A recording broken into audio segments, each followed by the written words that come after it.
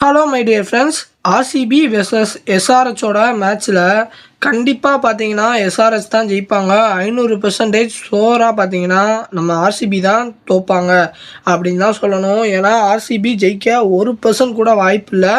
Maybe ஒரு சில chances வேணால் இருக்குது. ஒரு சில மிராக்கிள்ஸ் நடக்கணும் அப்படின்னா மட்டும்தான் ஆர்சிபி ஜெயிக்க முடியும்.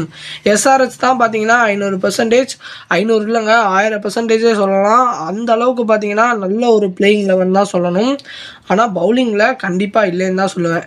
எஸ்ஆர்ஹெச் பவுலிங்கை செட் பண்ணாமல் 100க்கு 100% அவங்களோட பிளேயிங் லெவனே பேட்டிங் ஃபோக்கஸாக தான் இருக்குது. ஸோ அவங்களோட இலக்கு அப்போ என்னென்னா பேட்டிங்கில் தாறுமாறு பண்ணிடணும், சின்னசாமி ஸ்டேடியத்தில் வச்சு செய்யணும் அவங்கள அப்படின்னு பார்த்தீங்கன்னா முடிவே பண்ணிட்டாங்க.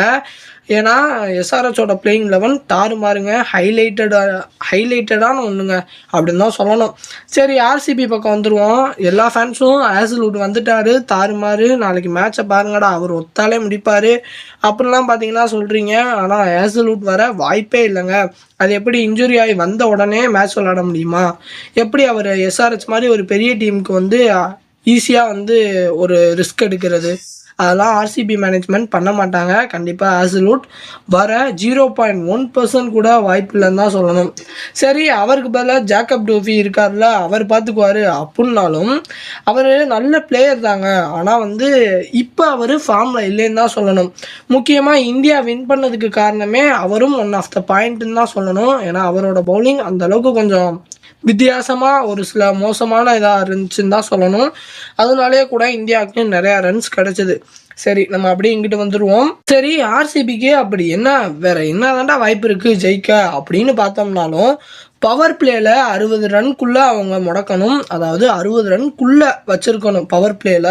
அது மட்டும் இல்லாமல் மிடில் ஓவர்ஸில் குர்னால் பாண்டியா இவங்கெல்லாம் அந்த ஸ்பின்னரை வச்சு ஸ்டாப் பண்ணால் மட்டுமே தான் ஒரு வாய்ப்பே கிடைக்கும். ஜெயிக்கிறதுக்கான ஒரு பாதையே பார்த்தீங்கன்னா ஆர்சிபியால் பார்க்க முடியும். அதுக்கு மேலே அவங்க பேட்டிங் பண்ணணும், இத்தனை விஷயம் இருக்குது. அதெல்லாம் ரொம்பயுமே எப்படி சொல்கிறது, சாத்தியம் இல்லைன்னு தான் சொல்லணும். ஆர்சிபிக்கு சுத்தமாக வாய்ப்பு இல்லைங்க ஜெயிக்க. அது ஒன்று தான் பாயிண்ட்டே. எஸ்ஆர்ஹெச்லையுமே அவங்க பிளேயிங் லெவன் தாறுமாறாக இருக்கே தவிர, பேட்டிங்கில் தாறுமாறாக இருக்கே தவிர பவுலிங்கில் அந்த அளவுக்கு இல்லை. பேட்டிங் எடுத்துக்கிட்டிங்கன்னா அபிஷேக் நல்ல ஒரு ஃபார்மில் இருக்கார். டேவிட் கேட்கவே வேணாம். இஷான் கிஷான்லாம் தாறுமாறு பண்ணிடுவார். அப்படி பேட்டிங் ஃபுல்லாக லைனாக அடுக்கி வச்சுருக்காங்க. டேய், நீ எப்படி வேணால் கொண்டு வாடா பவுலிங்கு, உனக்கு நான் அடித்து தூக்கி எரிஞ்சிடுறேன்டா, நீ அதுக்கப்புறம் அந்த ஸ்கோரை அடிக்கிறதுக்கு பதறிக்கிட்டே விட்டுருவாடா அப்படின்ற மாதிரி தான் எஸ்ஆர்ஹெச் பார்த்தீங்கன்னா பிளேயிங் லெவன்லேயே சொல்லி வச்சுருக்காங்க. அதான் அவங்க பிளேயிங் லெவனே பேசுதுங்க. நீ எவ்வளோ ரன் வேணால் அடி, அதுக்கேற்ற ரன்னை நாங்களும் அடிச்சிருவோம், எப்படி நாங்கள் தான் ஜெயிப்போம், நீ எந்த ரன் அடித்தாலும் அதை தாண்டி நாங்கள் அடிச்சிருவோம் அப்படின்ற மாதிரி தான் அவங்க பிளேயிங் லெவன் பேசுது. எஸ்ஆர்ஹெச் ஆர்சிபி லோகோவில் இருக்கிற சிங்கத்தோட கிரீடத்தை எடுத்து அவங்க தலையில் வச்சுக்கிட்டாங்கன்னு தான் சொல்லணும்.